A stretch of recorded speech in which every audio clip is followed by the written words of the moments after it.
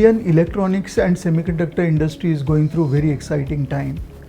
Overall electronic product market, as per Ministry of Electronics and IT's report, is going to be $300 billion by year 25-26.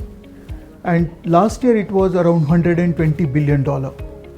What we have witnessed in last 3 to 4 years, that import dependency on electronic product, which was around 60 to 70%, has come down almost to 40%. And domestic manufacturing has really gone up. The domestic demand of India market is so high that everyone, all the global companies are looking India as their market opportunity. Secondly, with government policies about production link incentive, electronics manufacturing cluster program, we have seen in last 3 to 4 years, lot of manufacturing has taken up big time into India, particularly talking about mobile phone industry or talking about automotive electronics and industrial electronics and consumer electronics. EMS companies are investing heavily, both global and local.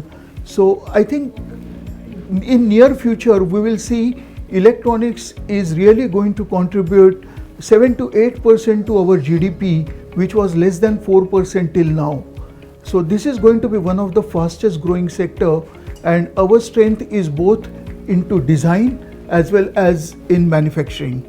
And the only missing link today is about the component ecosystem, which we will have to focus on.